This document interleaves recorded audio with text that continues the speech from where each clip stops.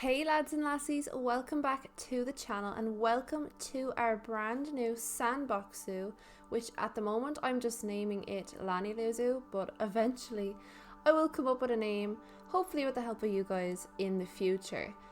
I didn't leave in the entrance build because it's pretty straightforward. It's basically a rectangular shape with some fancy roof work, and by fancy I mean basic.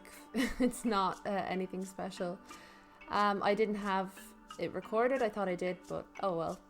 I'll save you the boredom of all of that anyway.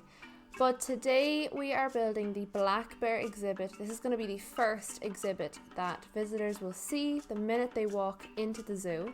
So I was really excited about that, and I wanted to have it sunken into the ground just because it would give it more of a authentic feel rather than having barriers. I wanted a null barrier habitat. So all the barriers are basically rocks and boulders, and the traversable area is more than what they need by the end of the video. I had a bit of difficulty actually trying to get it perfect. I also tried building a lake, but that just didn't work, so it is what it is. I mean, I don't know. So we're just building the keeper's hut, and then we go on to start the null barrier just around the perimeter. I had to keep it pretty close to allow as many rocks as possible to be included. I do go back at the end and fix anything that isn't, all the rocks that aren't showing on the blueprint, but I don't think I got them all. Even when some of them were completely inside the barrier, they weren't registering as part of the blueprint, unfortunately. But I mean, you could just copy and paste them over if you wanted to use this yourselves, or you could just leave the space empty. It's entirely up to you. So there I was just checking the space requirements, and then we start off with the soil. The path there that comes into the, what is that called? Would it be a gallery? Viewing gallery? That shape stays, but it's slightly lower down in the end. But here we start building the barrier up with the, are they boulders or stones? They're pretty big to call stones, so I'm going to call them boulders.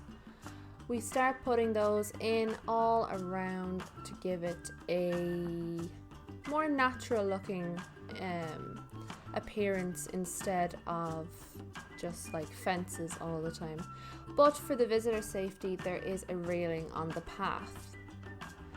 I used the, what are they called? Not the mossy rocks, but they're the,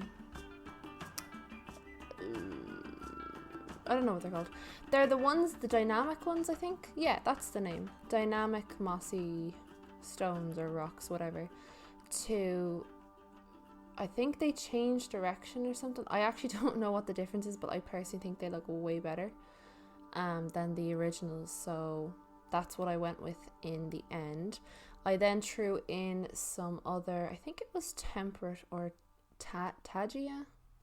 Could have been Tagia or temperate, some other rocks, just to kind of break up the green, because there's a lot of green in the stonework, and I didn't think that was completely natural looking, so we just added a bit more kind of grey tones with the, I think it was temperate in the end.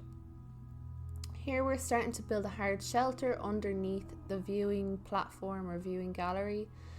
I could not figure out why the animals were stressed when this was entirely covered, but it is because of the viewing gallery. So I had to put in signs for the do not disturb and do not, well, I just put in do not feed, but like no one's actually going to be able to feed them. But anyway, the do not disturb sign seems to work well. So if you do plan on having a gallery on top of the hard shelter like I do, just make sure to put that sign in, otherwise the animals will be extremely stressed all the time and keep running back and forward into the shelter. Another thing with this exhibit is the traversable area. So originally the size does change from what we see here, because when you start adding in trees and enrichment items, obviously the traversable area goes down. And as well, with me finicking around with the lake and all of that kind of thing, it did go down quite a bit, so I did remove the lake. It was just too awkward and it was getting really big.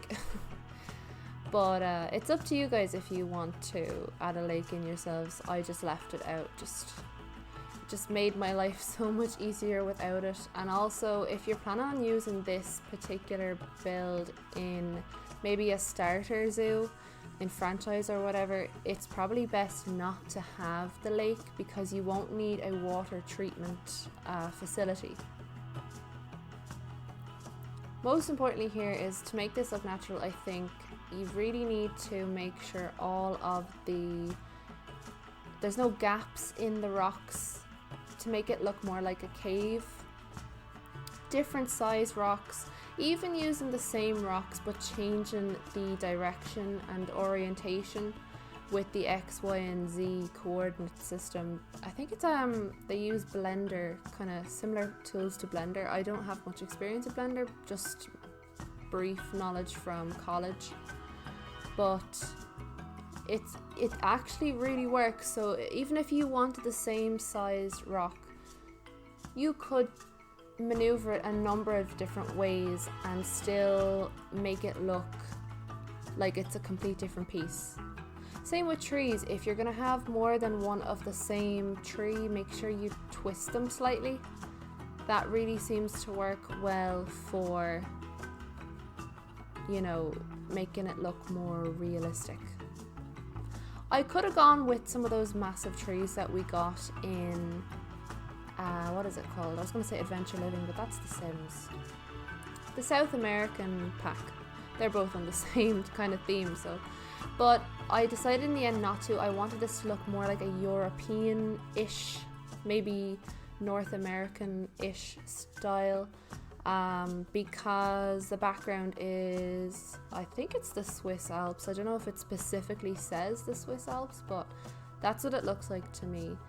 And I realized after I started building the background town that was a very kind of British, Irish style of housing, and it didn't really fit in with the big mountains in the background. But I really like the scenery, and I'm just sick of seeing the green fields that comes with the kind of British Irish themed grassland, or not grassland, what would it be? I'm not too sure, but whatever that one is called, it's just fields and fields and fields.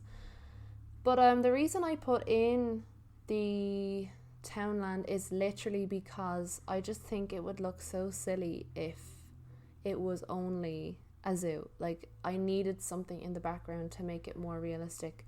I kind of went just for making my life easy, I went with a grid system. But if I was playing something like City Skylines, my style of building a city is a lot different.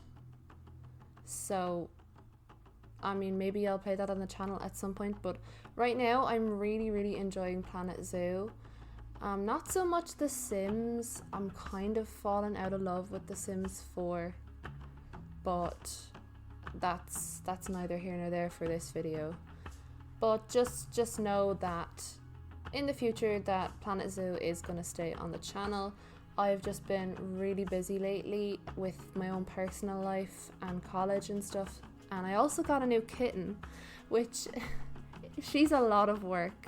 She's amazing and I love her so much, but she is actually killing me. Like, she sleeps all the time during the day and it's almost impossible, and I feel terrible if I wake her up during the day, but then she's up like all night. So it's been a rough 6 days for me. I think it's been 6 days.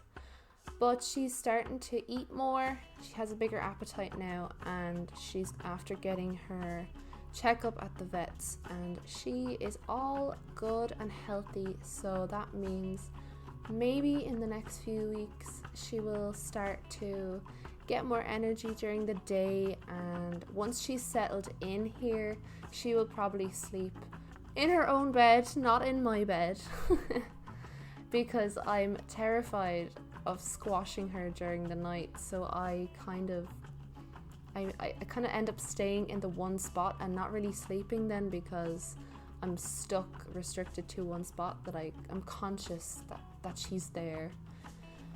But here is where I'm extending the enclosure, just because there wasn't enough room after all the trees and stuff went in.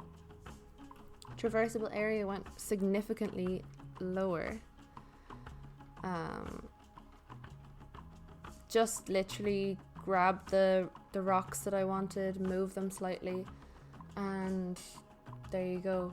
The hardest part of this entire thing was actually, I really wanted that lake, and it still bums me out that I didn't do it in the end, but I had so much trouble. This doesn't look to you guys like it took a long time, but it really took me an awful long time to get this right and happy with it, because I didn't want to, like, I had a vision. I wanted that vision to come true, and I'm still not overly happy with it. Overall, I think it looks okay.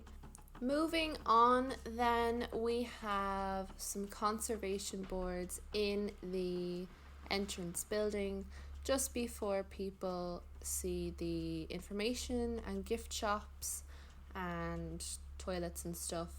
And then there you can see the sign for do not disturb and do not feed. And then I had the information panel at the front, but then I moved the two of them to the back by the stairs, because I was thinking in real life you wouldn't want those right on the best viewing area. You would want them kind of more in the background, just so they don't, like, people trying to, I personally find it really annoying when I'm trying to read something and people are in my way, or likewise if I'm watching an animal and people are in my way. So this is the entrance kind of garden or display, I don't know. It's meant to look manicured, so that's why the plants are spaced out. They aren't up on top of each other. It's meant to look manicured because it is a guest area. Whether it's just for walking in, it's the first thing guests are going to see. So it has to look somewhat presentable. Oh, kitty cat's here. She just woke up. Hi, gorgeous. So if you hear noise in the background, it's little Freya. Hi. So I changed some of the plants because I wanted them to look different on both sides. It just looked copy and pasted, and I didn't really want that.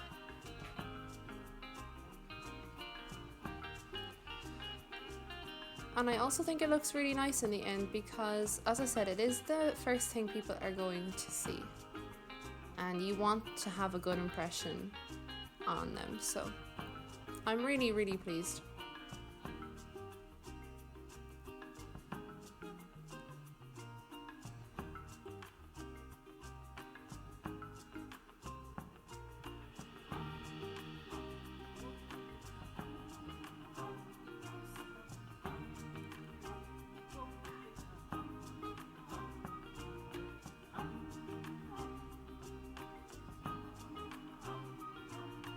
So that's the finished look. If you enjoyed this video, leave a like and consider subscribing, and I will catch you guys in the next one.